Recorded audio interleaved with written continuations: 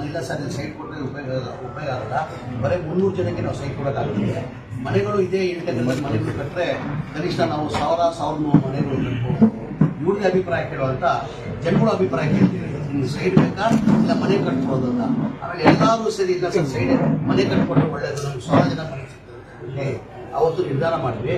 ಅದು ಗೊತ್ತಾದ್ಮೇಲೆ ಮೊನ್ನೆ ನಸೀರಾಮ ಸಾಹೇಬರು ನಾವು ಅದೇ ಥರ ಒಂದು ಕೋಲಾರಲ್ಲಿ ನಿಸಾರ್ ನಿಸಾರ್ನವರು 1991 ಅದೇ ಈಗಿರ್ತಕ್ಕಂಥದ್ದು ನಿಮ್ಮ ಜಾಗ ರಾಜೀವ್ ಗಾಂಧಿ ಅವರಿಗೆ ಈ ಸಂಗೊಂಡಲ್ಲಿ ಹತ್ರ ಆಟೋ ರಿಕ್ಷಾ ಡ್ರೈವರು ಮತ್ತೆ ಅದು 250 ಸಾವಿರ ಅವ್ರಿಗೆ 350 ಸೈಟು ಫ್ಲಾಟ್ ಮಾಡಬೇಕು ಅಂತೇಳಿ ಆಯ್ತು. ಬಟ್ ಹಾಗೆ ಅದನ್ನ ಸುಮಾರು ಒಂದು 20 ವರ್ಷ ಬಿಟ್ಟು ಈಗ ನೀವು ಬಂದ್ಮೇಲೆ ಅದನ್ನ ಮನೆಗಳು ಕಟ್ಕೊಡ್ಬೇಕಂತ ತೀರ್ಮಾನ ಮಾಡೋಕ್ಕೆ ಅದಕ್ಕಂತ ಒಂದು ಇನ್ಸ್ಪೆಕ್ಷನ್ ಬಂದಿದ್ದೀವಿ. ಅವ್ರಿಗೆ ಸೈಟ್ ಕೊಟ್ಟರೆ ಹನ್ನೊಂದು ಎಕರೆ ಜಾಗ ಇದೆ.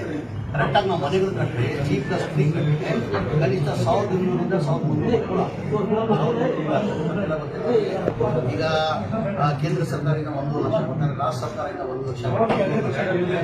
ಈಗ ಅಡಿಷನಲ್ ಮೊನ್ನೆ ನಮ್ಮ ಸರ್ಕಾರ ಬಂದಾದ್ಮೇಲೆ ಹಿಂದಿನ ಸರ್ಕಾರ ಸಿದ್ದರಾಮಯ್ಯ ಅವರು ಮುಖ್ಯಮಂತ್ರಿ ಇರುವಾಗ 2015-16-17-18ರಲ್ಲಿ ಸ್ಲಮ್ ಬೋರ್ಡ್ಗೆ 1,80,253 ಮನೆಗಳು ಸ್ಯಾಂಕ್ಷನ್ ಮಾಡಿದರು. ಅದ್ರ ಜೊತೆ ರಾಜೀವ್ ಗಾಂಧಿ AHP ಸ್ಕೀಮ್ ಅಂತ ಅದರಲ್ಲಿ 47,840 ಒಟ್ಟಾಗಿ 2,30,30,000 ಮನೆಗಳು ಹಿಂದಿನ ಸರ್ಕಾರದಲ್ಲಿ ಸಿದ್ದರಾಮಯ್ಯ ಮುಖ್ಯಮಂತ್ರಿ ಇರುವಾಗ ಸ್ಯಾಂಕ್ಷನ್ ಮಾಡಿದ್ರು. ಅದಾದಮೇಲೆ ಸಮ್ಮಿಶ್ರ ಸರ್ಕಾರ ಬಂದರು 1 ವರ್ಷ, ಆಮೇಲೆ BJP ಸರ್ಕಾರ 4 ವರ್ಷ ಇತ್ತು. ಒಂದು ಮನೆಯೂ ಸ್ಯಾಂಕ್ಷನ್ ಮಾಡಿದ್ರೆ ಒಂದು ಮನೆಯೂ ಕೊಡೋಕ್ಕೆ ಸಾಧ್ಯ ಆಗಲ್ಲ. ನಮ್ಮ ಸರ್ಕಾರ ಬಂದಾದಮೇಲೆ ನಾನು ಮಂತ್ರಿಯಾಗಿ ಅವಕಾಶ ಮಾನ್ಯ ಮುಖ್ಯಮಂತ್ರಿಗಳು ನನಗೆ ಕೊಟ್ಟಾದ್ಮೇಲೆ ನನ್ನ ಗಮನಕ್ಕೆ ಬಂದಾದ್ಮೇಲೆ ಈ ಥರ ಹಿಂದಿನ ಸರ್ಕಾರದಲ್ಲೇ ಮನೆಗಳು ಸ್ಯಾಂಕ್ಷನ್ ಆಗಿದ್ದು, ಅದಾದಮೇಲೆ ಒಂದು ಮನೆಯೂ ಸ್ಯಾಂಕ್ಷನ್ ಮಾಡಿಲ್ಲ, ಒಂದು ಮನೆಯೂ ಕೊಡೋಕ್ಕೆ ಸಾಧ್ಯ ಆಗಲ್ಲ ಅಂತ ನನ್ನ ಗಮನಕ್ಕೆ